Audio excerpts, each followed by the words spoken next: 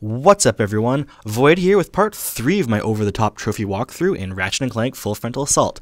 This one's on the 3rd level of the Grummelnet Plasma Harvester and has a time to beat of 20 minutes and 31 seconds, and boy will you need all that time.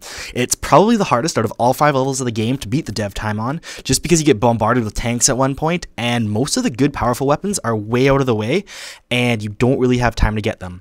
So right off the bat, you want one player to head to the left-hand side there and head to the first objective, while the other player gets the combustor and heads out to the right, takes care of those guys. You absolutely need the hook shot to get across here, or excuse me, the swing shot to get across here. A little Zelda mix up there. And so you want to head over to that jump pad and head on over for that.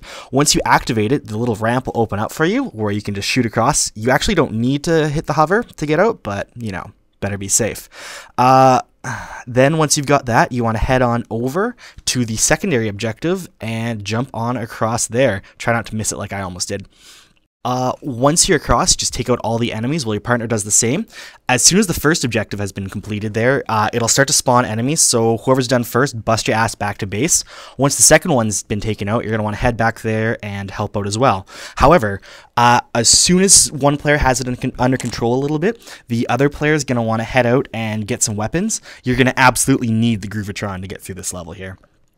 There's 2 weapon crates, one on either side of the entrance here, and there's also one in the kind of middle left side that you have to ramp over to reach. Those are probably the only ones worth reaching. Like I said, all the other power weapons are tucked away. You have to do some platforming, do some grind railing, and they're a little tricky to get through. Also, if you do get the Groovatron early, like I just got there, you're going to see what I do is I head over to the next objective after picking up a little bit of money. And instead of actually fighting the enemies, I just throw down the Groovatron there and head right to work. That'll save a few seconds of fighting there. You will lose your Groovatron, but I mean, all you do is you hit a crate there and you'll pick that back up. So, oh, one other thing too. If you notice the timer in the bottom left corner there, counting down, that's actually telling you when the first tank will be reaching your base there. So you can kind of use it to gauge how far away you are and gauge what you're doing there. Anyways, once the one player's got everything under control, you can see we only have the 1 tank left. One of the 2 players will head out to the next objective there. You actually don't have to fight all the enemies as well when you get there. A few of the early ones can be skipped here. I don't know why I did that. I think I was going for the ammo there. Yeah, I was going for ammo there. Anyways, so grab the combustor there, and you can pretty much leap across most of this. I skip both the turrets, skip this guy, and as I hop on over here, you can see the guy on the top left. You don't actually need to kill him. I don't think you need to kill the turrets as well, but I take him out just to be safe. You just need to clear out the 2 sides here, one on either side, and it'll open up the towers which you can attack, and once you've done both of those, it will open up the gate there for you. Once that force field's been opened up, you can head on up the ramp into that area, and it will actually spawn 2 of those helicopter guys, as well as an infinite supply of the suicide bombers.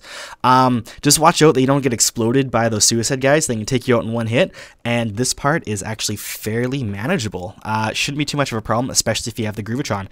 Once that's done, head on back, or activate the objectives and warp on back to base.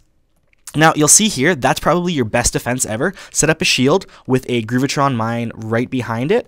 Hopefully, you'll never use the Groovatron mine. It's only there really as a backup. You want to destroy the enemies before they pass that shield. And that's about it.